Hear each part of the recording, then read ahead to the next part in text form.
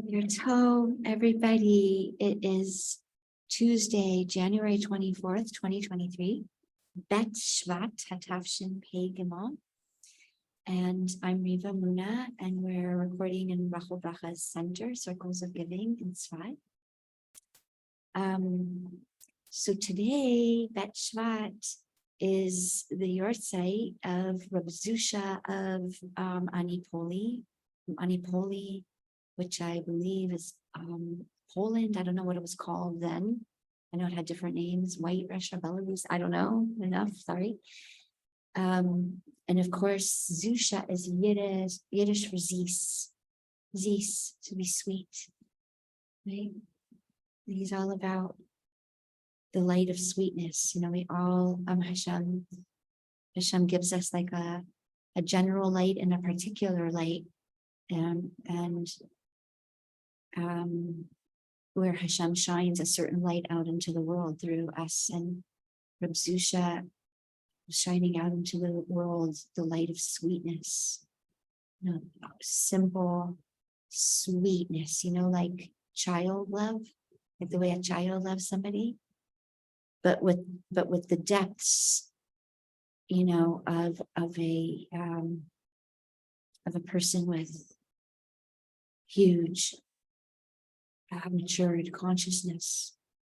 What a beautiful combination, simplicity and sweetness. And in his merit, may there be an increase in sweetness, true sweetness. Sometimes this is the fixing, Shvat is the fixing of the month of eating. We know, right? And by fixing, again, we mean to restore sweetness to our relationship with food, to our relationship with pleasure. So I thought today, B'ezras Hashem, and we'll see how Hashem weaves them together, because they're both calling to my neshama and for all of us. So two themes that are really present right now. There's many, right? But two are Shir Hashem, Shir Chadash, right? What is song and what is my new song? What is God's new song? What is our collective new song? Because we're going to keep meeting in this month and in these Parshiot and these Torah portions throughout these Shabbases and weeks, of course, right? This theme of Shir, right? We're going to have it in Shirat Hayam, the song that we sang after getting out of Mitzrayim and transitioning and becoming something new. And that's a very special kind of song. And Moshe Rabbeinu's Az Yashir, then we will sing. What's the Az? When? What was he waiting for? Was he waiting? Right? Oh, I'm sorry. Let's, again, because of this sweet Reb Zusha, let's really connect in. Let's take a moment, because he was all about sweet connection and presence. You know, Reb Zusha was so simple, and it's so hard to be simple. By simple, we mean that we appreciate every drop of light, right? Many of us, like I know for myself, I always want the light to be bigger, brighter, higher, deeper, wider, right? And there's such a deep gift in taking one drop of light that Hashem gives you and loving it with your whole heart, your whole soul, and your whole might. One drop.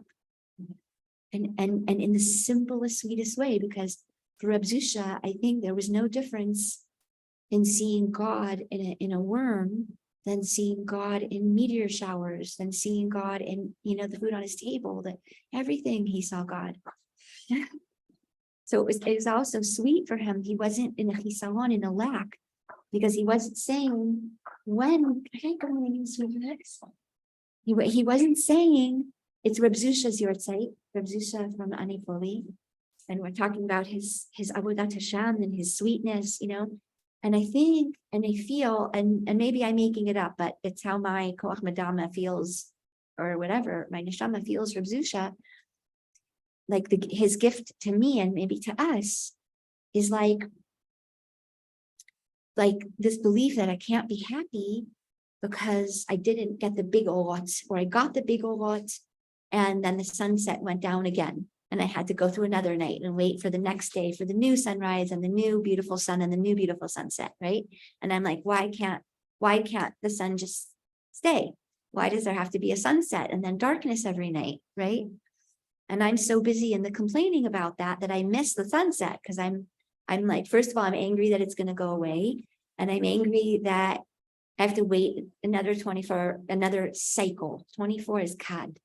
24 always means another cycle, right? We're not, we want to go deeper. What's a kad, right? What's Rivka's kad on her shoulders, right? It's everything. It's watering you with everything. Everything. It's a full cycle, right? We always see 24. We've brought this up before. So we're talking about, right? And our time is so precious. I'll do less of a hakdama and let's just see let's be Nachshon ben Aminadav. This is the month of jumping into your life, jump into your new self. Stop waiting, right? Jump in. You say you want more sweetness in the world, jump into sweetness. You say you want more love, jump into love. You understand? We're so huddled in Teva. We were so huddled in the corner, overwhelmed by fear, overwhelmed by frozenness and cold. Like I can't move. I literally have a hard time physically when it's cold. We say like I get frozen, but I do. Like I'm like, it's a tough kid, because I'm cold. It's that experience, right? And then there's the liver with like my anger and my resentment and my bitterness at God and at life, and right? Okay, and now here I am, and right away in Bet Shabbat there's already more sweetness for Zusha, right? The Baba Sali is in 2 days. It's like we're increasing in joy. Again, we're increasing in light. But also, for me, Hashem is also saying, listen, I heard you. Like I momish love you, and I heard you, right? But ultimately, you're responsible for your life. You like, because I don't want to force anything on you, because the secret to love is bachal. The secret of love is you choose connection with me, or you choose to grow, or you choose to change, right? You choose to look at things in a different way. If I would force you, that wouldn't be called love. That would be, right, called me forcing you. Love is that I also have to give you a choice to say no, which is a crazy inside out way of feeling love. Okay. So let's begin with Likutei Maharan, Tinyana. So that's part 2. And someone told me the most beautiful thing about Tinyana. I think it was Laser Grunwald, the amazing musician and human being. So he's also Zusha. That's why he's coming into the space. He's also Zusha. And he told me, I don't know if it's true, but he told me that Tinyana part 2 is Kilu Rabbi Nachman's Eretz Yisrael Torah. We all have Chutz La'aretz Torah and Eretz Yisrael Torah. And I don't know if this is true, but this is what someone told me, that Rabbi Nachman said about his own Torah. Like, in a certain level, I wish people wouldn't learn them anymore, because it's the Torah of Chutz La'aretz. In other words, before I reached a certain level of consciousness that I could give you over Torah from a clearer, higher place, right? That I was in a certain mochin then, and now I'm in a different mochin. So, right? It's a different perspective. Okay, so it's Torah Chet 8, number 8, and but we're going to enter in the Seif in the section Yud for those who want to follow, and it starts with Uksheyiyeh, the word Uksheyiyeh. If you want to follow along, Likutei Maharan from Rabbi Nachman, part 2, Tinyana, Torah Chet, Torah 8, part 10 or Yud. Okay. So this is really deep, because again, we're going to be talking about throughout this whole month of Shvat, what is Shir, what is Shirah, what is, and by the way, you know who the Shevet is of this month, so deliciously? Asher, which really means Ashir. I will sing. That's another remez from Hashem of what the gift is of this month. Finding my song, singing my song. We celebrate the birds, Shabbat Shirah, because they know how to sing their song, and they remind us to find our song. And I'm hearing them. Listen, the weather is gorgeous today, but even there were a few days when it was raining and I was hearing the birds chirping. Like they're singing their song in a Shir Chadash every day. They're not waiting till spring comes back and the sun comes back. Now it's a gorgeous day, but they were singing 2 weeks ago and when it was cold and raining. And so what is this ability in us to embrace sweetness and beauty and newness? Not only when it comes into the space, when we believe it's coming, right? And sometimes when we believe it's coming and it takes a really long time for it to come, hey, what is this? This is what we're exploring, right? So we're going to have Shirat Hayam, right? We're going to have Az Yashir Moshe. We're going to have Miriam saying to the woman, Shiru Hashem Shir Chadash. We're going to have Asher, which means really Ashir, right? And we're gonna have Rabbi Nachman teaching us about how every blade of grass has its own nigun. When you go out and you create your siach, which also means like it's a song. It's a siach as a conversation, but it's also like it's also that whole Mashiach, Hamisha, Simcha, Asher, right? Which really, if you would add if you add a chilik underneath, is a shir, right? I will sing. And this means this is, of course, what's happening within us right now. This is what's happening within in us, right? Finding my song, singing my song. And then we have this whole conversation about the malachim, like there's a time to not sing praise to Hashem when they're suffering, right? When parts are suffering, you know what I'm talking about? After the Mitzrayim drowned and the Malachim started to burst out into Shirah, Shavach v'Hoda'ah, right? Like, right? Oh, look, we got rid of our bad parts, And Hashem's like, yeah, but those parts are suffering. They're suffering. 1 second, right? We also have to make space for the reality of these parts and what they went through, and like not just jump into the Shiva and be like, woo, which can sometimes override the suffering of, right? Not that we want to stay in the suffering, it's that we want to be organic in the song. It's strange in a song to be in a minor key and suddenly it's like you're bursting into, right? There's a buildup, there's a journey, there's a reason why this point flows to that point, which flows to this point, like in a good story, right? Because we're going to get to Purim, and then it's going to be on the level of the song coming as a story, right? And you have to read the story Lola Mafleya. You can't take it out of context. That's what Lola Mafleya means. The halacha, that you can't miss a word of hearing the Megillah, is a remez that you can't tell your life story out of context. It only makes sense in the context of everything that's happening. So deep, right? Okay. So l'shem yichud kuchabrichu u'shrinte, for the unification of what we call kuchabrichu and shrinte, right? Of the light of enlightenment and awareness, consciousness of love, connection, and the ability to receive it, to be present to it, to open to it, to believe it, to trust it, to be willing to change and be changed, right? To be willing to take action, to live the light, right? It's So we mamash be'anava, right, like in sweetness, again, in humbleness and sweetness. We ask for the healing of all divisiveness, of all the polarities that are ripping us apart on the inside and on the outside, right? In families and in relationships and in communities and in worlds and in, countries and continents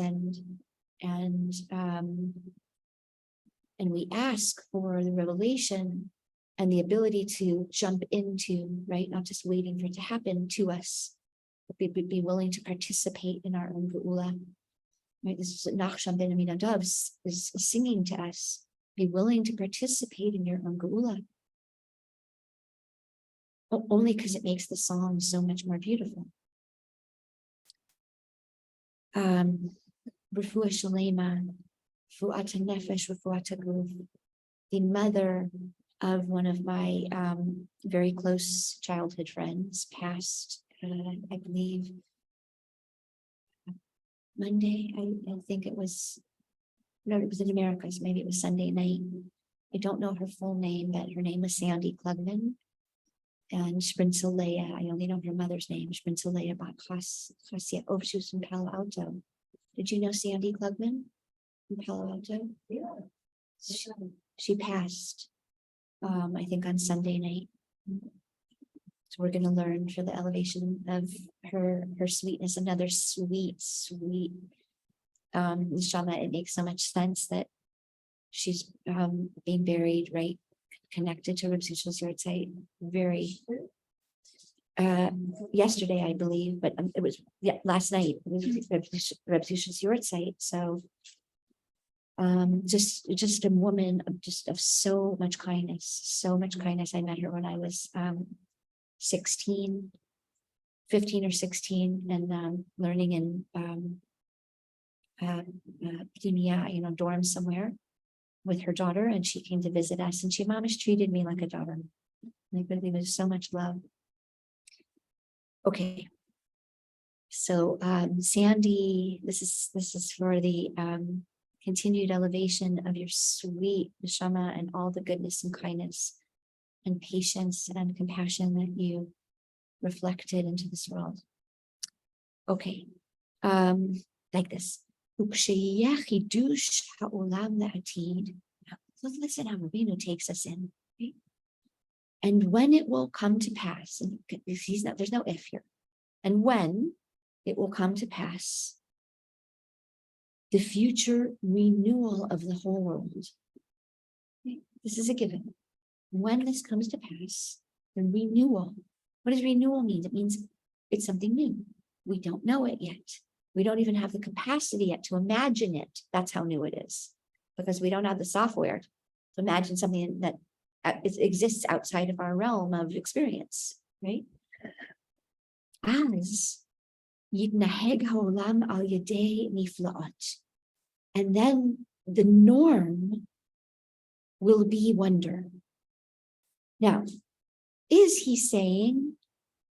He's saying something's going to change so deep, right? So he's also inviting us in, like, what do you think? You think the change is going to be that the whole outside reality is going to change?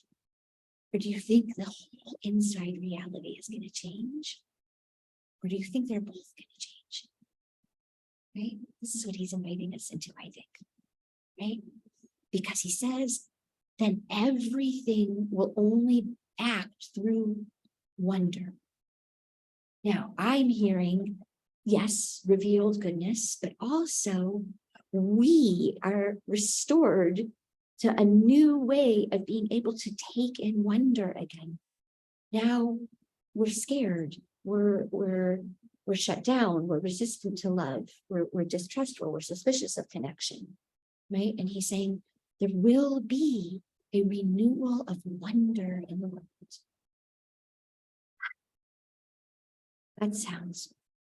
That itself sounds wondrous, doesn't it? That it's possible that every creature within them will be renewed wonder, the wonder of it all. And wonder is always connected to beauty, right? It's so beautiful, you can't believe it. You're just like, right? And to experience that wonder, that means you're really seeing it. You're really hearing it. You're really letting it unfold itself to you. And then you blow your mind because it's just so beautiful, right? And maybe be blessed to offer that sense of wonder to ourselves, right? So that's the difference. Narcissism is it's a black hole. It's a ratzon lekabel. It's a need to get filled. That's something, the vessel got so broken that no matter how much we pour into the vessel, it just leaks out the bottom, right? And wonder is patching all the holes in the vessel and being able to sit with one drop of light, one drop, and let it get comfortable in you and let you get comfortable with it. One more drop of love, right? One more drop of being seen, one more drop of sharing your light, one more drop of offering someone else a good word, a kind word, right? An ayin tova. Because I think we think it's like, I'm totally suspicious of love and people and light at this point, or I have to be something like really trusting and really whole and really instantly almost, right? There's a whole hadaga, there's a whole gradation system in between.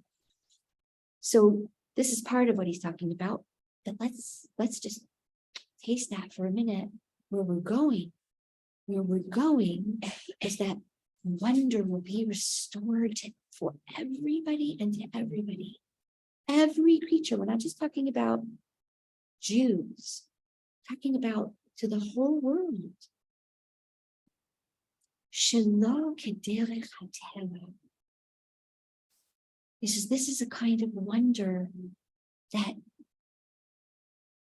it's not veiled through nature. And what's the difference? The wonder of nature is always available to us. But number one, we have to be very patient with nature, right? As it, like, did you ever see still, what's it called? Time-lapse photography. And it's such a wonder to see the little tiny bud, and then it goes, hello world, right?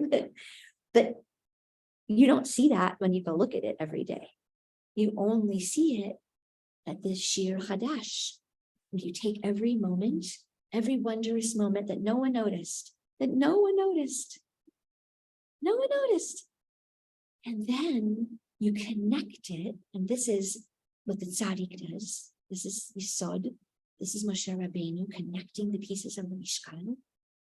And when you connect it, and you can be Lamnatseach, also the conductor, when you connect one beautiful note that someone in Alaska sang, it was nothing. No one even noticed it in the world. But when you take that one beautiful note from Alaska and you connect it with that other beautiful note from Mexico, and you string it together and you connect it, and la la la la la la la from all over the world, right? From every state of consciousness and place. One person crying out for help with their children, and one person thanking Hashem for that they found their soulmate. And you start joining all of those sounds together, right? And then we start creating a song of wonder. That's part of the Shir Chadash. It's so new. We didn't know. We didn't know what was happening, right? We didn't know what we were creating. And we're like, oh, I didn't know, right? We're getting there. Adelo Yada of Purim. I didn't know. Mm-hmm. Of course. Yeah. Okay. So he says, Hainu, that is to say, Al Yadei Hashkacha Levad. He says, what's the wonder that we're going to be singing? We're going to be going, right? And he's like, what's the wonder? The wonder is we see that every movement was guided. Every movement we were in connection with Source, with the one light, the one love, the one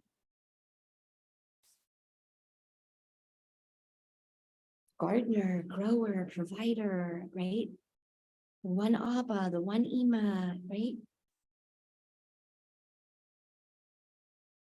Shehi bechinat niflaot.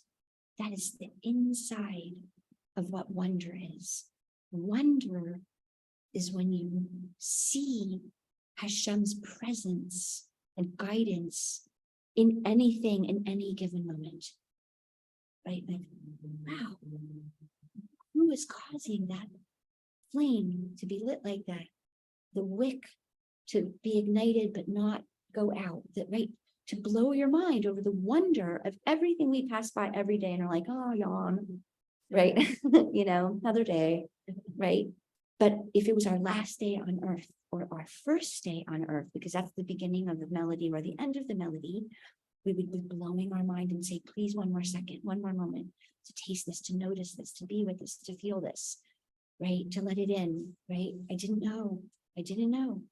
I was so blinded by the darkness and the pain and the space in between the stringing together of the notes, right? That I couldn't hear the notes. I can only, right? And it's, again, if you take a child learning violin and do time-lapse photography, it would be a beautiful documentary, actually. May someone hear this, may go out to the universe and someone do this. Film them from day one to their violin, of picking up a violin, and time-lapse photography through 10, 15 years, and then show them as like a concert violinist, but show the world what does that look like? From right to the majesty. It would blow our minds, right? In the best way. Oh my gosh, I really hope someone does this. That would be an incredible documentary, right? Through so many of these, take a couple from their chuppah and time-lapse photography once a month for 10 years, and then see, what does it look like? What are we building? Because that's the wonder of like, ooh, I'm only experiencing it through the keyhole, right? Okay, good. So he says like this. Ki chidush ha'olam le'atid hu bivchinat Eretz Yisrael. And he says, let's define our vocabulary. When we use the term Eretz Yisrael, the land of direct God connection, Eretz, the land, the movements, the running to, Arutz, Eretz, Arutz, I will run to, right? Where am I running to? Where is my Ratzon? Arutz is also where my Ratzon is, right? My Ratzon is Yisrael, to go Yashar El, to have a direct, immediate connection with the one, and to understand that the secret of that is in song, the secret of music, the secret of my soul song and your soul song and our collective song, right? In other words, the light, the goodness, the parts of our lives that we play in tune, right? There's many, we're so focused on the scratchy, the ways we messed up the piece. What about all the notes we played in tune? That's a samra. But all the times that we played in tune, and that Hashem is collecting that and creating some kind of unbelievable piece of music, right? Ki ikar Eretz Yisrael hu al yedei. I'm just checking the time, so we honor. Good, amazing. Yedida. Hu al yedei bechinat koach ma'asav higid le'amo v'chulei. So where is he going with this? Because the essence of Eretz Yisrael, which is a state of consciousness, right? Enlightenment. It's many things. It's also when we're it's connected to the heart center and heart sfira, right? Tiferet. But it's also connected to Malchut, the whole body, right? It's so many things. But let's try to keep it simple, right? Rabbi Nachman teaches Eretz Yisrael is to live in the state of awareness of Hashgacha Pratit. It's to live in the state of awareness that Hashem is present every moment, and every experience we're having is in the presence of Hashem. And every way we react is in the presence of Hashem. And do we experience that presence as a loving presence, as a helpful presence? And if we don't, then we need some healing around that. And many of us, and most of us too. And that's okay. But let's become aware of that. And let's turn that into a tefillah. Whenever we notice a lack, we can despair, or we can say, oh my goodness, that's a point of connection. In other words, tefillah. Not only to fill the lack, not just give me that, but I wonder why that's not present. What in me could be blocking that or resistant to that? In other words, I become curious, and it becomes a part of the fabric of our connection. Does that make sense? Okay, so he says,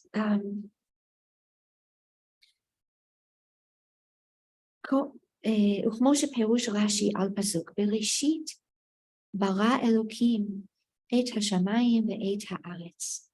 Right, so at the rosh, at the top, at the head, something so beautiful just to notice here in the word bet reshit, two heads, right? Bet reshit is really, I think, from the very beginning was encoded the fixing of the question of the moon.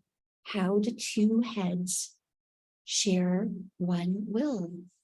In other words, how do two people that each have a different will, how do they join?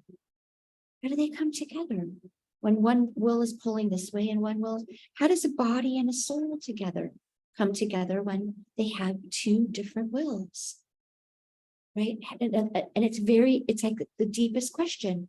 How do we harmonize?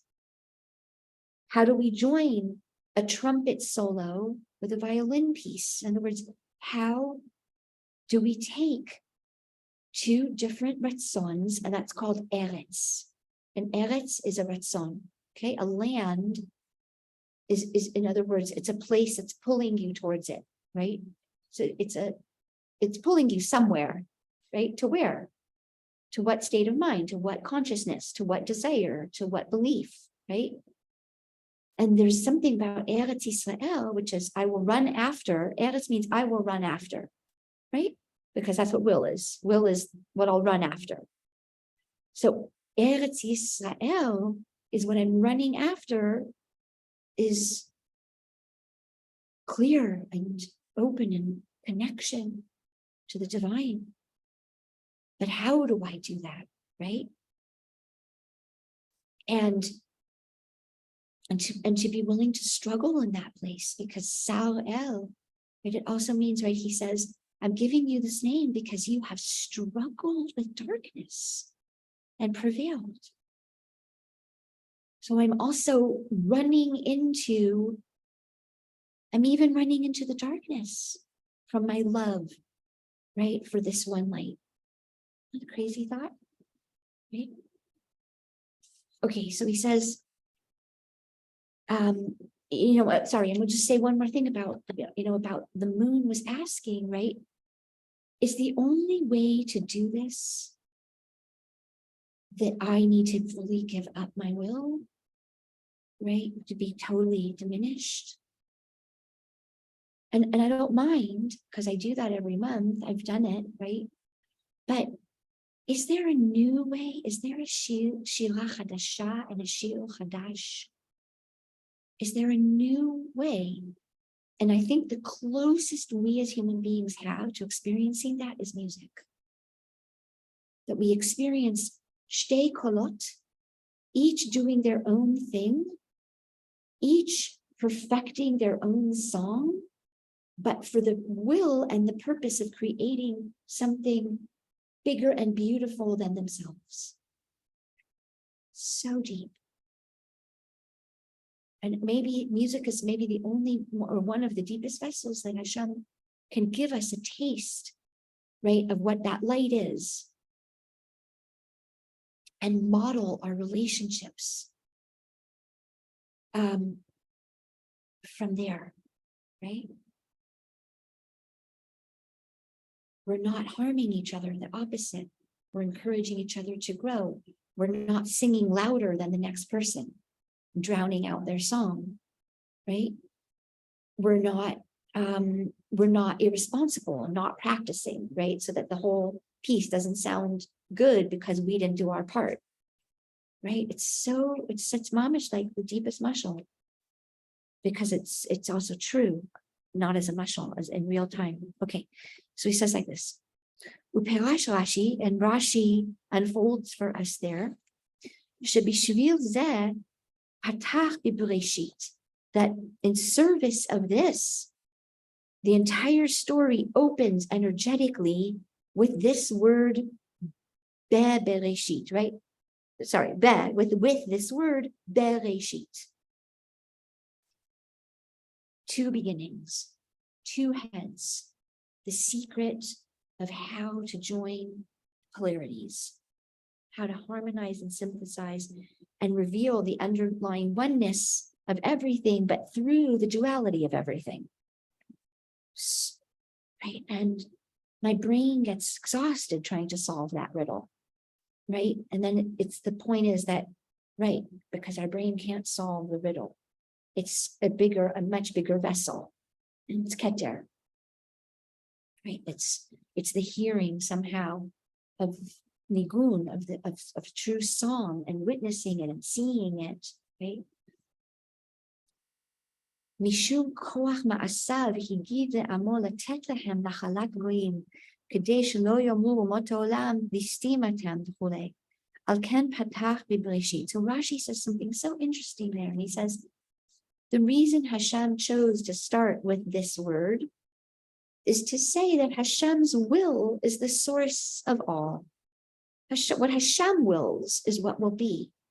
What Hashem wills is what was, is, and will be. And to begin and to understand, that's the beginning of any journey.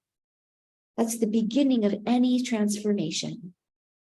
Right? So he said, in other words, we learn it out as Rashi says that, so that later when Am Yisrael moves into Eretz Yisrael, the Umot Olam won't say, you robbed, you stole, you conquered, right? So you stole this nachala, right?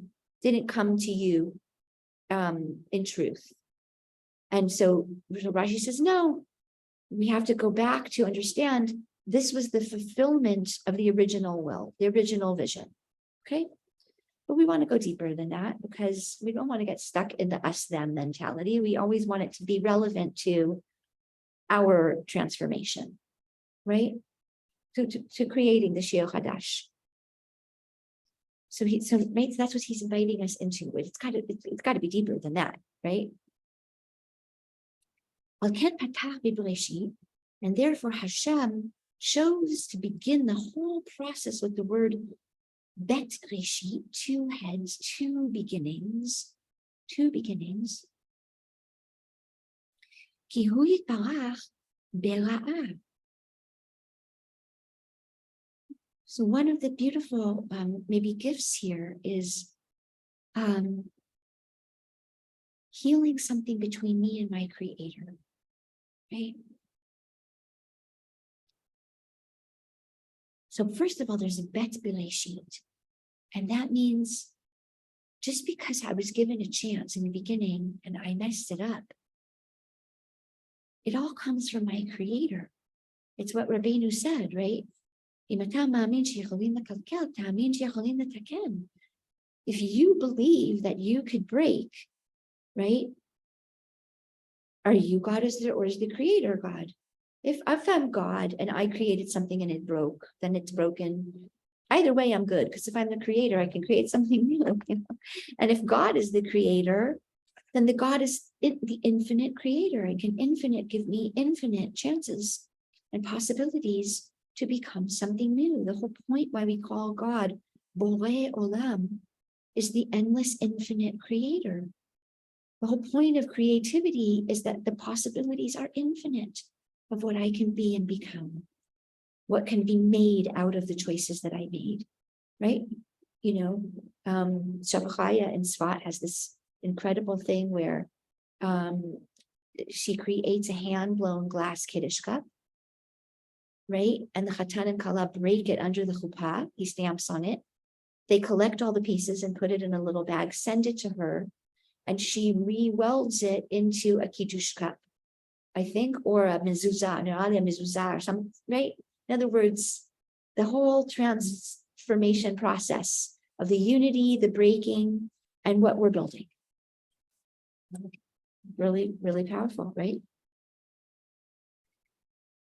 Okay.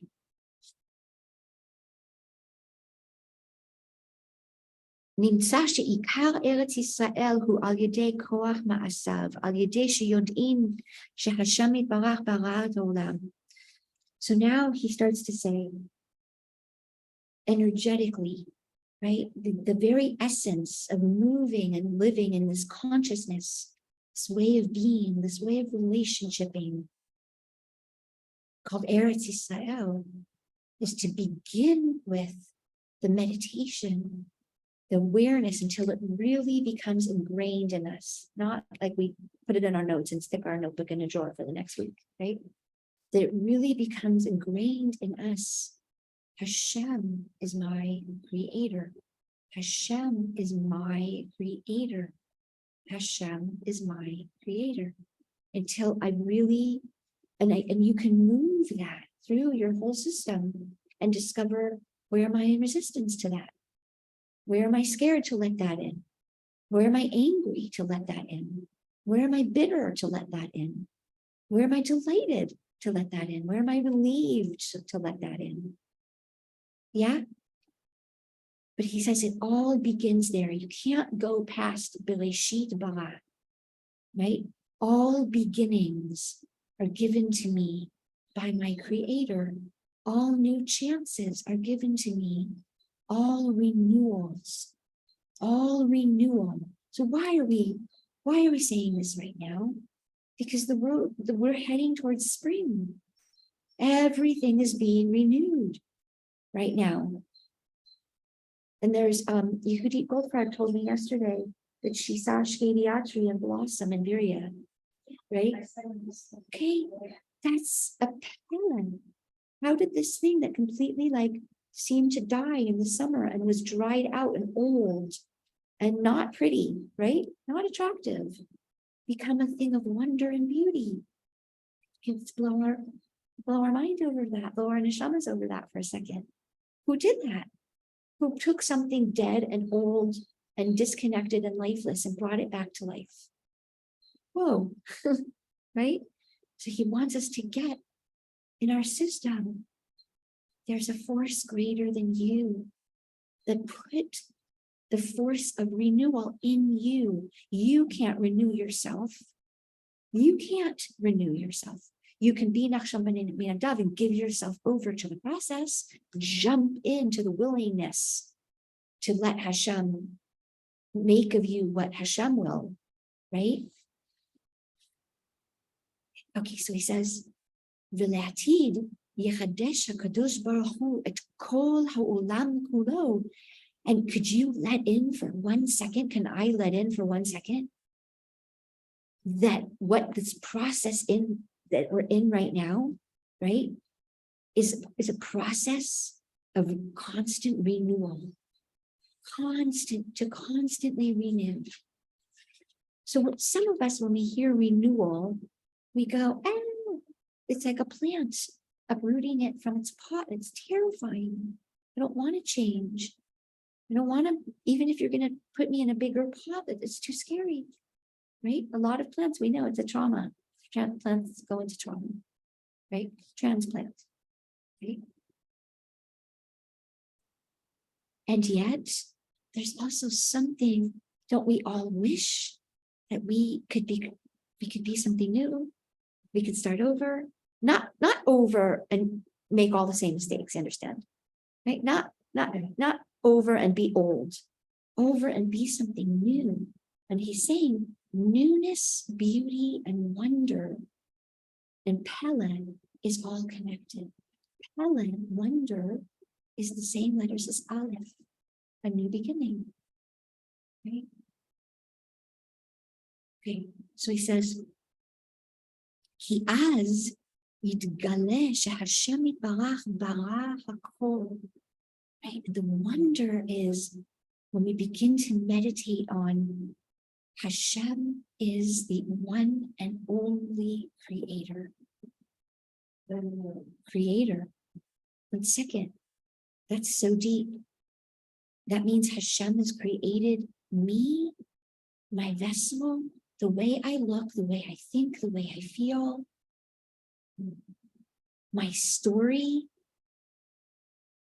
That go higher than I'm the creator, right? Partnering with God. Who created me? What created me? Right? And it says, Hashem yitbarach bara hakol. Does that feel true to us? Hashem created Nazis. Hashem created death. Hashem created birth. Hashem created life. Hashem, right? So what if we didn't argue with any of that right now from a place of that's unfair, that's cruel, that's unkind? What if we didn't label or judge it at all, but we just went a little higher into just sitting with the awareness of there's one creator, and all of this was created by one creator. And all of this is being created right now by one creator. And all of this will be created by one creator. He says, if we all jointly were held together in that state of awareness, we would create a new consciousness together called Eretz Yisrael. Called, I don't have to retaliate and hurt you back, or be in competition with you, or be jealous of you, or be afraid of you, or be afraid to forgive you, because there's something so much bigger holding the story, right? Holding our pain and holding our not knowing and holding our control and right? And so what if we simultaneously, all at the same second, decided to not have hakbada on each other anymore? That means want exacting justice, right? We all have the part in us that's like, I know God will get you back. Don't worry. I'm cool, right? And deep parts of us that love the person and have deep compassion on them, right? And we can hold more than one part at a time. But we hold on to our resentment and our bitterness and our anger, partially because we're afraid to love again. It gives us something to keep us safe. And partially because we don't know how to do a new dance with this person, right? So we keep in the anger because, right? Remember with Binyamin, they raped a woman all night, and then we had to figure out, how do we dance with them again? And how do we trust them? How do we let our daughters marry men that have that energy potentially unrectified inside of them, right? I'm talking specifically about the part we call Binyamin, the Zev Metoraf, right? The predatory wolf nature of all of us, to be clear. And that includes women, right?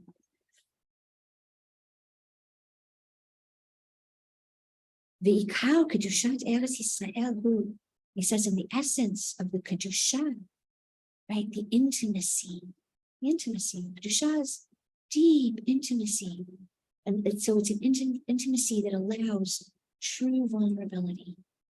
True vulnerability is always very holy because it's protected and it's held in compassion and non-judgment. It knows it won't be wounded if it shows itself. Okay? So he's saying also that Eretz Yisrael is a state of consciousness where we're able to show each other our truth, our true strength, our true beauty, our true vulnerability, our true fear of, I want to connect, but I don't know how to connect to you anymore, right? And it's beautiful because it's so honest and balanced. It's not overly collapsed into like a victim mode, and it's not overly armored into like a tough guy macho mode. It's simply the truth of what is, and the yearning of my soul for something more whole and more beautiful and more wondrous between us. Shesham hu hashgachato yitbarach tamid. He says, in that space, in that awareness called Eretz Israel, Hashem dwells continuously, always. It's always available for us. He says that's a place that you can connect in the truth, in the deepest way, always to go back to Hashem is my creator. Hashem created this situation. Hashem created this story. Hashem created me to be thus, exactly like this. Right? Hashem created me to go through this. There's only one creator. There's only one creator.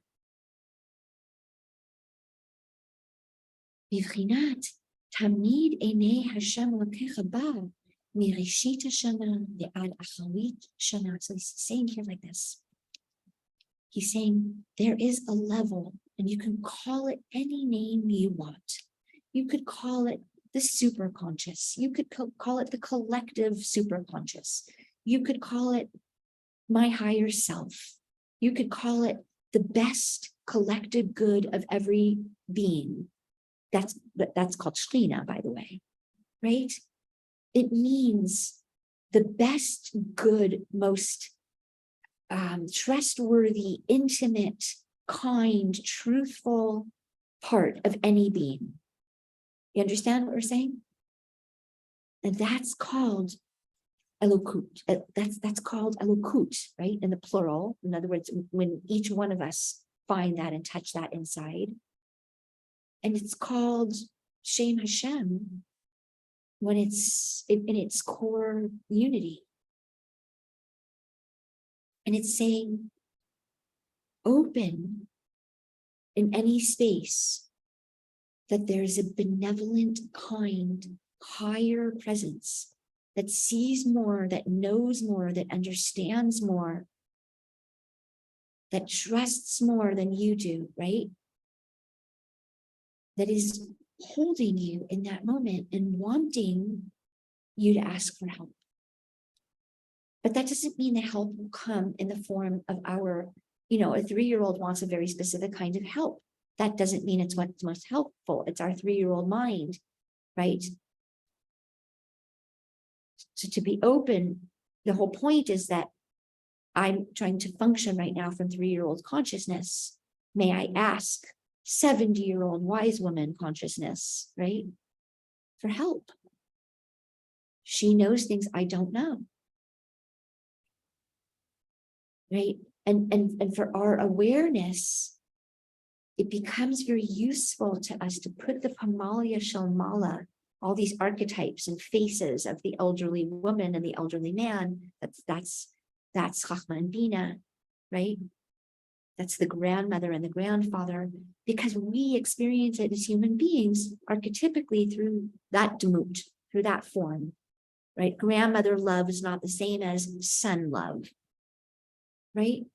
We know, right? And there's, right? It's love that feels slightly different in our being. But to connect it back to this is all love from the one source. Does that kind of making sense? Okay, let's see what Rabbi Nachman says. So he says like this. He says, there is presence that is constantly recording, looking, aware. Now, when we hear that, we might, for me, I grew up in America, so I go, it's funny, but I go to Santa Claus, right? He knows when you're sleeping, he knows when you're awake, he knows if you've been good or bad, right? And we all have that in every culture, a form of like the all-seeing eye that's terrifying, right? But I don't think Rabbeinu was saying that here. I think he's inviting that there is hashgacha. There is the creator present, and I can talk to my creator right? That's really profound, right? Okay, so he says like this. He says the eyes of Hashem can be found in Eretz Israel, right? In her, right? In her, right? From the beginning of the year until the end of the year. But we can say year as Shana, and we can say Shinui as cycle of change. From the beginning of changing until I metamorphosize into something new, Hashem is with me. Right? The little caterpillar inside is like, no, I'm all alone. I've been forgotten about. It's dark in here. I'm squished. I'm not part of the flow of Teva anymore, of creation, right? Said no, right?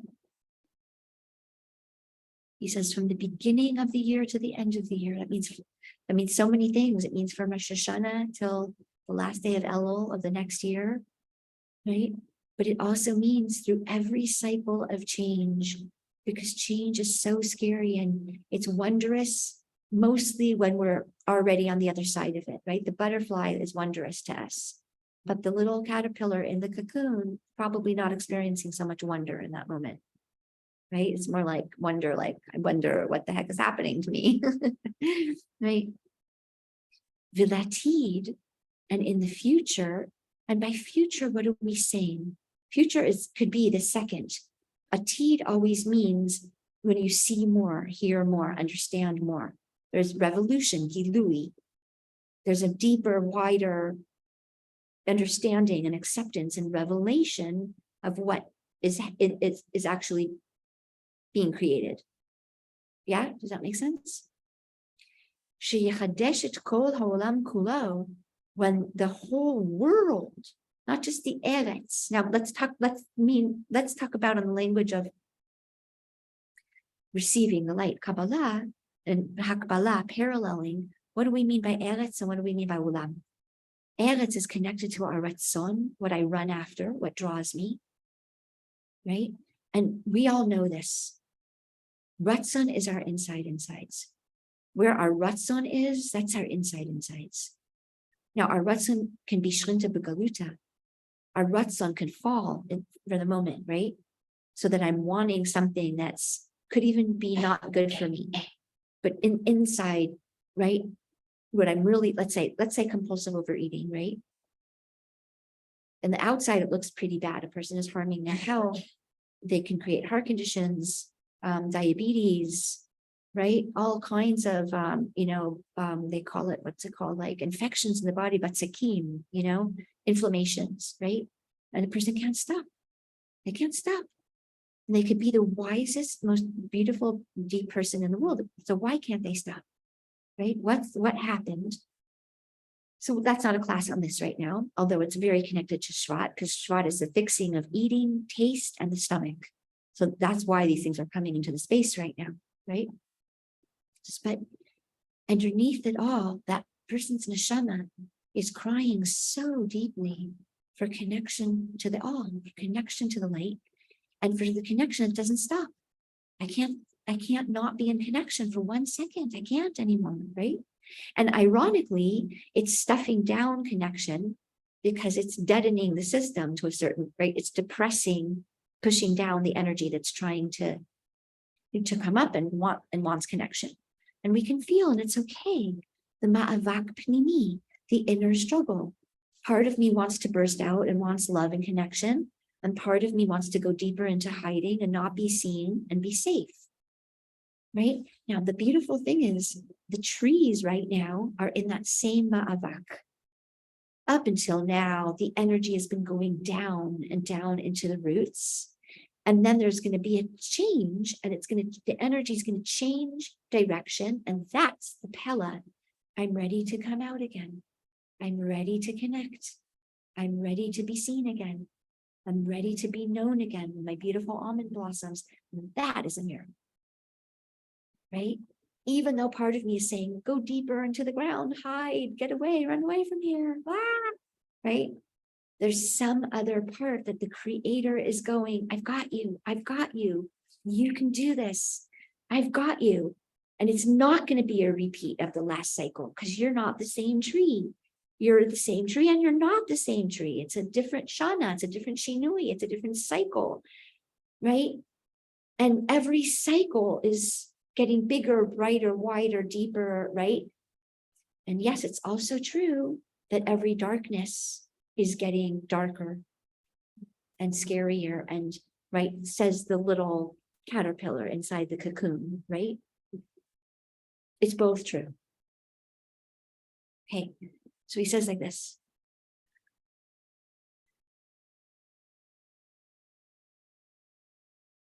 אז יתענג כל העולם כולו על ידי השגחה לבד, כמו ארץ ישראל. ואז יתבטל הטבע לגמרי. Okay, so we need a new way, even new lesson for these Torahs, right? He says, okay, so he says, and so we said Eretz and Olam, sorry. So Eretz is my will. Olam comes from the word helem, le'alem, what is being concealed from me. So an Olam is any state of my being, depending on how little or how much I'm connected to the bigger picture, right? So if I'm in Olam Asiyah, I'm filtering everything through my survival needs. So I'm missing a lot of the bigger, deeper picture, wider picture, right? Because I'm in fear states right now. And the gift of Olam Asiyah is that deep gut intuition and knowing, and I take in also deeper awareness than when I'm flying up in my spiritual parts, right? It's both. I have an awareness of a smell, a sound, like a hunter, right? I can also, that can be very useful in an elevated way. Do you understand? Like, I really admire those cultures that are so earthy and they know every change in the direction of the wind. Like, I mean, I fantasize in my head that it's like American Indians, and I'm sorry if it's disparaging to their culture, because I really don't know anything about their culture, but the little bits that I've read about how tuned in, and we had someone like this, you know who he was? I think it was God. I think it was God. I'm sorry if I'm mistaken, but you know how he's the warrior, but he's so he's that warrior that notices the snapping twig in the forest and the scent of the wolf, and the wind now it's northeast and not southwest. Like we had this in Am Yisrael. When we say galut, it means those parts of us are in exile, but they originally belong to all human beings. Access to that wisdom, right? That's deep gut wisdom, body wisdom, and it's so, to every move, to be so attuned to the Shekhinah, that you're so in tune to the slightest movement of temperature, of smell, of what's happening on the trees, the colors and the skies, and there's the movement of the stars, and that's telling you infinite amounts of information about what the Creator is revealing here. So beautiful, right? So, okay, so you understand the difference between Eretz and Olam? So Olam has to do with, it's your own personal world. It's a world. It's a whole world unto itself. In other words, it's a whole reality. And the stories you tell yourself in that reality, and that you believe in that reality to be true, and it's got its cast of characters, right? And you see more or less, and we have different olamot, different whole worlds, don't we? Like we have kind of our inner chatter world, and we have our holy world, and we have our, child world, and we have many worlds inside of us. And they reach different parts, and they touch different parts of us, and they call forth different parts. Okay, so he says, and he says, and then there's something so deep that's going to be transformed. It'll be nullified because it will be transformed and become something else, right? That's called teva. Now, teva we translate as nature. Of course, remember hateva is the gematria of Elohim, the parts, God in every part. Elohim is El, right? The one God, but in many parts. Confusing for us who are so careful about Avodah Zarah, right? But we know it's true because we know that there's a divine force animating you and a divine force animating you and a divine force, and yet it's all coming from the one same source. And he says that something will happen in our consciousness. Now, when he says teva will be mitbatel, one thing to keep in mind that's so deep. So let's mamish wrap up in like 5 minutes because we're gonna transfer to Yedida Cohen's class on Halav Ashlag's life and teachings at the Anava Center. Anyone who wants to join. Sorry, you know what? Since we have like 5 minutes, I'm mamish don't want to leave you in the middle of this paragraph. So even though it might feel a little fast, yeah, we'll finish the paragraph. Okay, so he says this.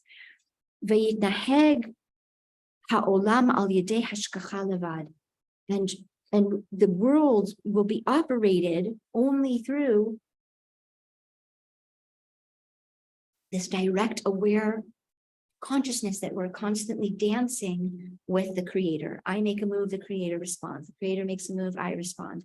And we get aware of that dance, right? In other words, we're saying the same thing right now about marriage, about parents and children. How do we connect and relationship with more presence, more awareness, right? More hakara or awareness of what's happening in the space and how could we respond? And how could we create together a different dance, a different song, right? So he says like this. Okay, let's go a little bit faster. Wow, this is so good. Okay, so beautiful. So he says, Shahu bechinat niflaot. He says, we said this, right? He says, allow ourselves to live again. Allow ourselves to live again from a place of wonder. Right? Wonder is because it's new to me. What did you feel the very, very first time, whatever, you held your child? You understand what he's giving us, the download? Pele and chidush are always connected.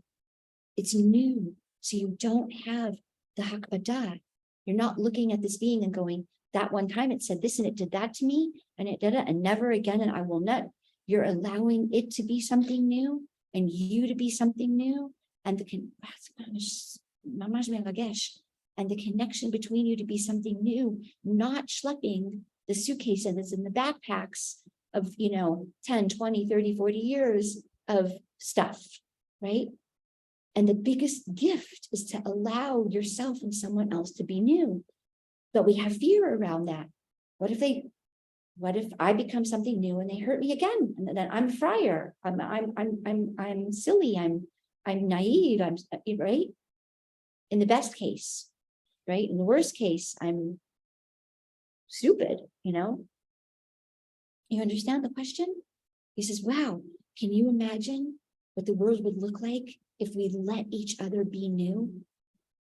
I'm not schlepping any. That's why in Tevet we try to look at our bitterness and our anger and our resentment. Face it, not pretend it's not there, right? Look at it, give it a voice, talk to it, feel it in our body, see where it's disconnected us, see where it's shut us off, see where it's shut us down, right? But now we're like, oy, Ribbon Shalom, please help me birth this out of me, because I can't experience anything new. Every time I see this person, and I have this in my life, there's people that I experience such deep pain around that even saying their name, my whole body goes into resistance, get them away from me, right? Even though my soul deeply loves them, right? And I can hold both. And we do hold both. And I keep hearing these stories again, right? And so we're having this question, like, how do we transition? This is where we all are right now. I let you be something new. I let myself be something new. And we can sing a new song together, right? Mamish deep. Okay, so he says like this.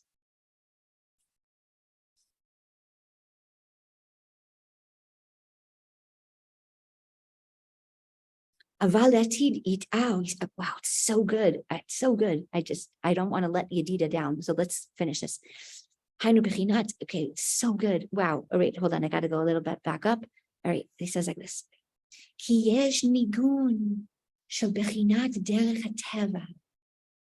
He says, listen to this. He says, there's a nigun in the world, a melody, right? An energy, a call, a movement that flows through cause and effect. I hurt you, then you hurt me, and you hurt me, and I hurt you. And I can't forgive you because then you'll have more power over me, and you can't forgive me because then I'll have more power over you. And I can't be the first to say, I'm sorry, you need to be the first to change. And I can't be the first to change because it will be too vulnerable if you don't want the same change and you don't see me the same way and you don't love me the same way. And that, he says, that's a nigun called the nigun of teva, of cycles, of waiting, of breaking, of I have to build up my courage to become something new. I have to build up my courage to change. And I have to build up the courage. What's so deep about Nachshon ben Aminadav? I'll be the first one to change. I'll jump in. Yalla. You know what? We want a new connection. We want the restoration of love and even deeper da'at between us. Yalla, I'll be the vulnerable one. And of course, he's Nachshon ben Aminadav ben. Where does he come from? Yehuda. It's always Yehuda. It's always Yehuda Israel. You understand? It's always Yehuda Israel. Those two parts of ourself, right? Coming together. So he says like this. No, sorry. I keep wanting to, Neshama wants to pull forward. He says like this. So he says there's a level of nigun in the world, and that's called. Okay, one second.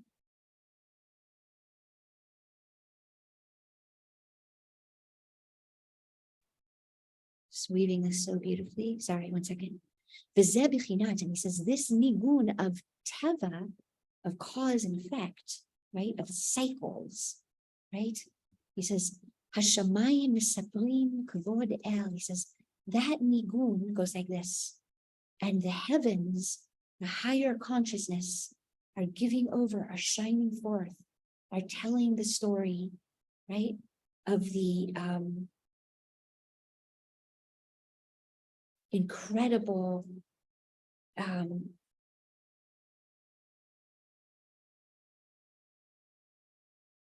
just going to say it first in Hebrew, right? Kavod el, right? This incredible inner beauty, right? The inner dignity, the inner beauty and dignity, right? Of Hashem's loving kindness. El is Hashem's name for chesed. Yes, the nigun of the world. There's this nigun, and this is what it calls out.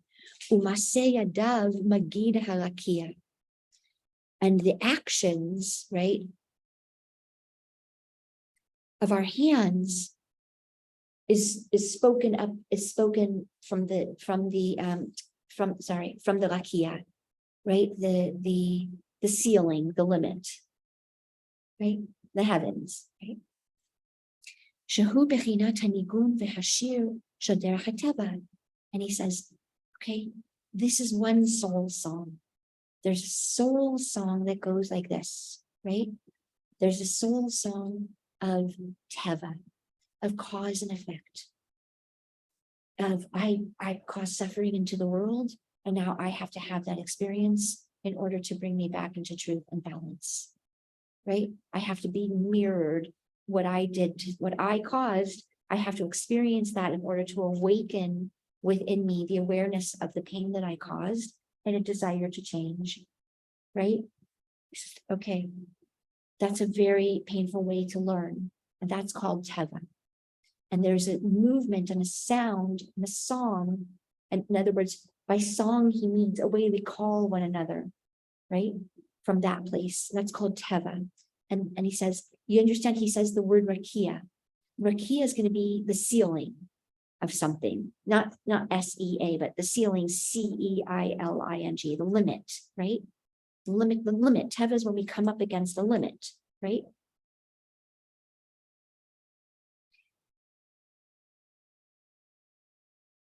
So what the limit is also our Teva, our nature. It's not just nature out there in the trees and the flowers. Understand, the holy masters are telling us everything you call nature out there. You are nature. We talk about our nature. What is our nature? By nature, we mean our midot, right? What is our nature? So there's a way that we're bound by our nature, right?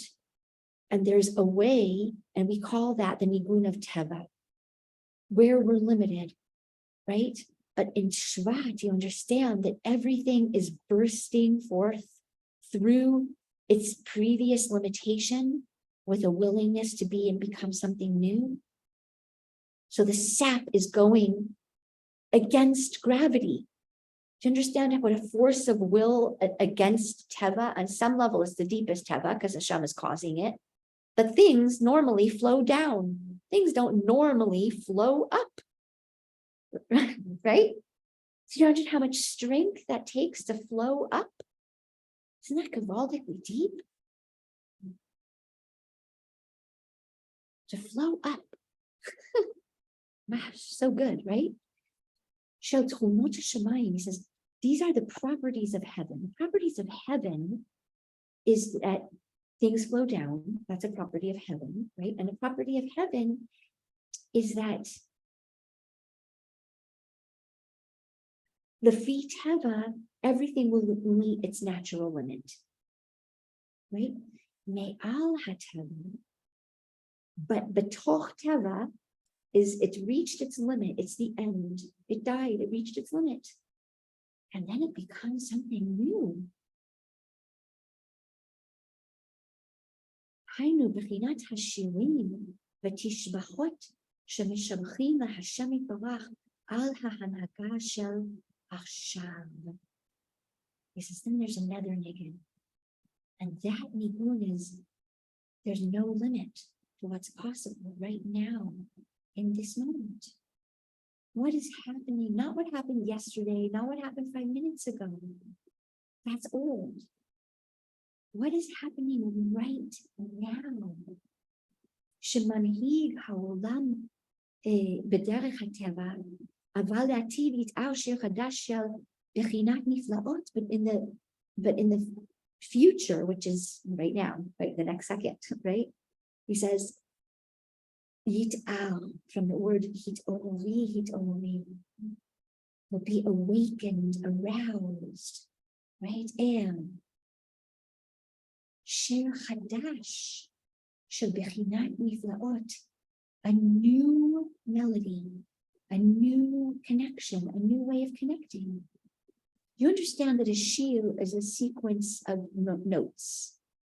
The notes will be in a different sequence, with different harmonies. They're opening different parts of us and calling and healing different parts of us, right? Because that's also what shir does. It heals us.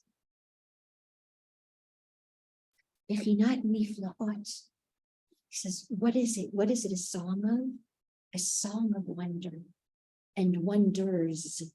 The wonder of everything in every moment and what it could be, what it could become, and what it is already, and what it's unfolding into, right? Wow. Bechinat hashgacha. He says, really the wonder is to be able to look at anything and go, Hashem's got your back. Right? It's to be able to go outside in the ice and say, everything is perfect right now, the way that it is. Hashem's got your back. It's to sing out to every being, Hashem's got you. Hashem's got you. Wherever you are in your process. Imagine if the little caterpillar was in there and it heard something singing to it. You're safe. You're okay. You're becoming even more beautiful. And it's going, yeah, right. Sure. Right. I'm dead. Don't you see I'm dead inside? Right. And something is singing it back into not what it was before, not what it was before. We can't say that enough times, right? כי אז יהיה ההנהגה על ידי השגחה לבד, ושיר החדש הזה שידאג לעתיד, and this song that will be aroused within each one of us. Let's think of the sap rising in the trees, right? הוא בחינת שיר פשוט כפול משולש מרובע. This song is a singular song, a song of I and thou, right? Double connection, a three-flowed song, right? In other words, when there's three partners in the connection, and a four-partner song. You know, we can't do a shiur on this right now. Number one, because I barely understand this myself, and number two, because we're trying to get to Yedida. But the way Rav Kook learns this out, and there's many dimensions. There's sacred geometry, right? There's the point, and then there's the fractals, and then there's the triangle, and there's the square, and there's all kinds of things happening here. Okay, but on the simplest level, Rav Kook teaches it's the song of my own soul, right? The song of your soul, the song that happens in the spaces between us, right? The song of Yisrael, the song of all people, the song of the whole world, the song of all of creation. In other words, every being has its nigun. And then it has the nigun that it contributes to the collective nigun. And it's the awareness that exactly like a musician who perfects their part of the music and plays that beautifully and with heart and with soul and with intention and with joy and with playfulness and whatever they bring into the piece, right? And offer that into the collective melody. That's exactly akin to every creature refining their soul song, right? Practicing at home, making mistakes, right? Learning their instrument, learning how to become one with their instrument, right? So it's not that every musician knows this, and every dancer knows this, right? You and your body and the movements, it all becomes one fluid thing. It's moving you, you're moving it, right? Any creative knows that. Okay, and he says like this, She'oleh ayin bet. And he says, and this song contains 72 Hebrew letters of the name of Hashem. But another way we might unpack that and experience that is 72 tones. Like we have 8, me and you. Now imagine an instrument like that with 72 and going dun, dun, dun, dun, dun, dun, dun, dun, dun, dun, 72 until it's on. It's all reverberating in the room. You and I are just playing with this with 8, this beautiful instrument that, or tal, if anyone wants more information about these instruments, it's called a shminit, and it's basically 8 chimes that tone and open and restore. Now, we have a little taste of that because we've experienced it in 8. And he's saying, imagine that in 72, what would it do to your being? And basically it would bring you and everything near you to resonate in the same harmonious frequencies and to feel the connection, not try to feel connection or try to forgive. You can't do anything but forgive because you feel the wholeness. You feel the interconnectivity. You feel I am them and they are me. Right? And everything we've experienced together has only been one story, one song, right? I'm fixing them, they're fixing me, right? He says, wow, psh, okay? So he says, Bechinat Chesed. He says, this is the sound of the love song. It's the sound of love. If you heard the sound of love, you would know how to be love. Right? If you felt it through your whole being, and it's not a theory, right? It's not theoretical. You know it. That's what he means by hashgacha. And right, that's a difference between teva. Teva will always require emunah. It will require me to believe that that's possible, but I'm not yet experiencing it, right? I might even have little pre-tastes of it, right? But he says the ayin bet is when it's unfolded and I'm actually in the revelation. I'm in the gilui. Yeah? Okay. She'al yado yihyeh chidush ha'olam le'atid. He says, and it is through this song that the world will become and be something new, that our relationships will be new. You have a taste of that now, because if it's with 8, imagine if it's with 72. And imagine if you're in your room with people and that 72 is vibrating through everybody and everyone's getting the direct download and experience of how interconnected we all are. If one person plays a note out of tune, it affects the whole symphony. If one person plays a note with such sweetness and depth and truthfulness and honesty, right, and offering and devotion, everybody's heart gets healed and fixed. So deep. Bechinat olam chesed yibanen, right? And this is a spiritual foundation that the olam, right, that everything is built really from the foundation of loving kindness.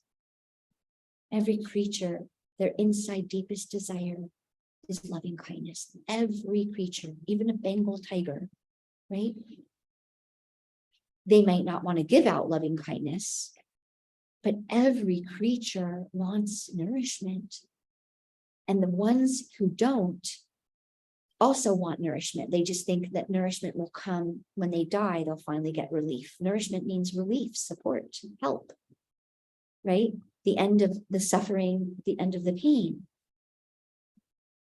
And not only the end of the suffering, that's a low taset, right? But osetov means and to increase oneg, ta'anug, pleasure, goodness. And for us creatures, pleasure and goodness always is code for connection. That's what it really means. If we don't know how to connect with ourselves or each other, we'll seek connection in drugs, we'll seek connection in alcohol, we'll seek connection in sexuality that's less than whole, right? Because really what we want is olam chesed yibanen. It all is foundationally, every creature is created with the will to receive and a desire and a need to connect. V'shir hazehu bechinat kol hanam. And this song is an aspect of our voice, right? Wow. Okay, so sorry. We have to go. Shehu mashke et hagan. This voice waters the garden. You know this. You've experienced it. It waters the garden. In other words, it allows you to come back into some knowing of your true nature, right? Of your true self, your true home, your true destination, right? That's what I feel too. Shal yidei kol hazeh yocholin lehuchiach bechinat harem kashofar kolacha behaged v'chulei. He says there's something about this. And when he says tochacha, does he mean to go no? No, he says something that's mochiach is something that shows you the truth of the situation.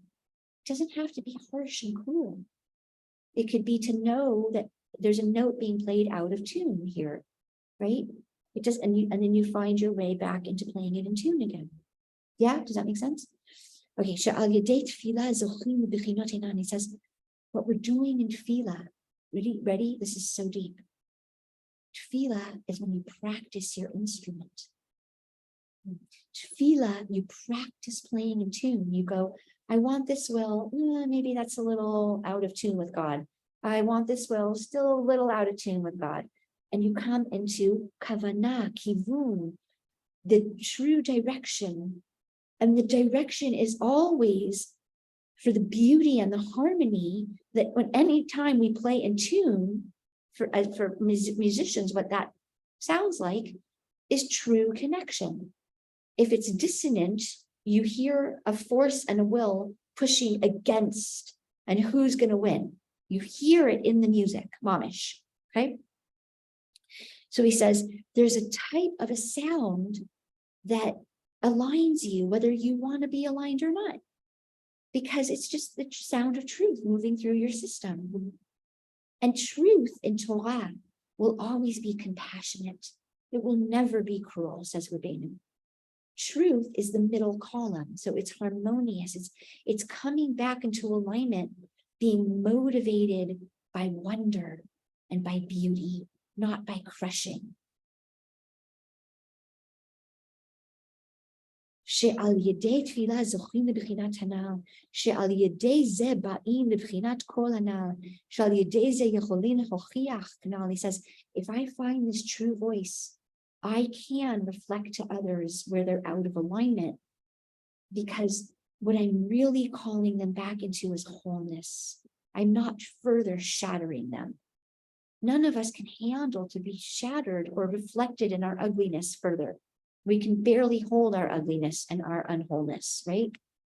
But when you reflect, this is what we did in Mitzrayim. We women, we took the copper mirrors, we took the mal'ah, right, of the nechoshet, and we said to our mates, right, to the true other, right?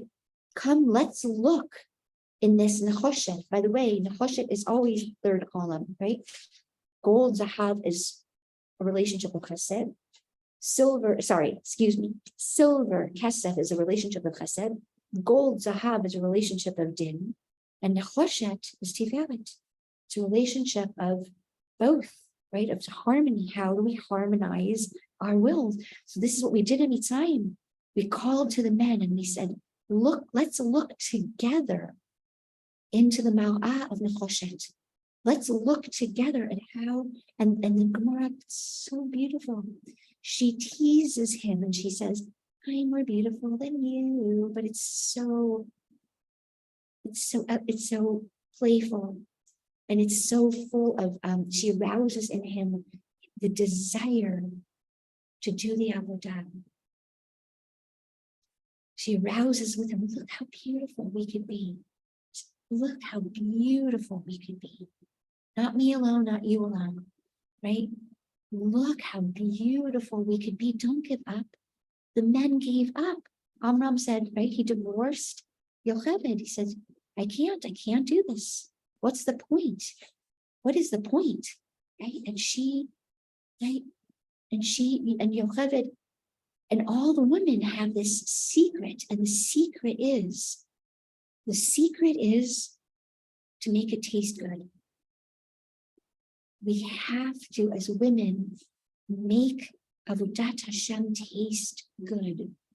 If we come to men and say, it's the rare man that will be aroused and called into connection through Teva anymore, through Din, right? And by Teva, we also can draw a person from their lower animal self, right? But that doesn't build, that breaks.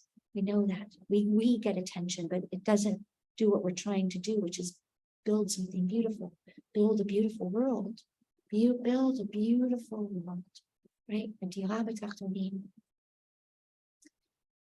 it's so, like, it's such a deep prayer inside of me.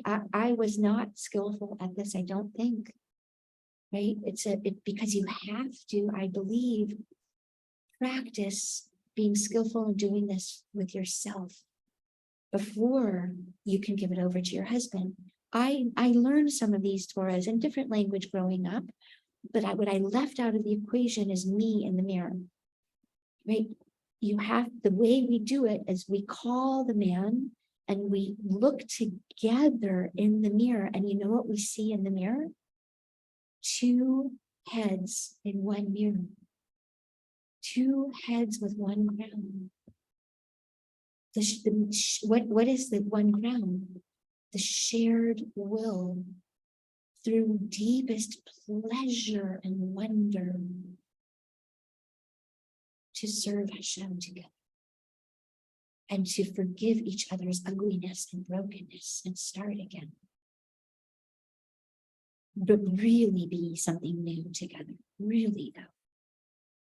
Shenizkeh, to have this, it says that in the Dorot, in the generations before the full revelation, the women will be the same souls of the woman in Mitzrayim. We will have this wisdom. So may we all be gifted and not be afraid of this wisdom and be wise in knowing how to offer ourselves that forgiveness and the vision of who we are in the mirror, right? Mirror, mirror on the wall. You're beautiful. Hashem has faith in you. Your creator created you to be this, to do this, to speak like this, to move like this, to talk like this, right? To have these experiences your creator wanted. So whatever parts in yourself that you think are so ugly and unforgivable, that's what's blocking you to the light. Rabbi Nachman taught us today, the remedy for that is, my creator created me. My creator created me. How could I be ugly? My creator created me. Am I saying I'm a mistake? Am I saying that my creator made a mistake? My creator created me. I'm exactly the way my creator created me to be. Knowing, like no one knows me better than my creator. My creator knows what I would do with those challenges, what I would do with those gifts, what I would do in those situations. My creator created all of this. And if that's true, maybe I could forgive myself for my ugliness. And maybe I could forgive the other person for their ugliness. And maybe they could forgive me. And maybe we could begin a Shir Chadash, right? A dance of Mecholah, of Mechila. Shenizkeh. Wow. Thank you, Hashem. This Rabbi Nachman. Okay, so now we're going to push stop.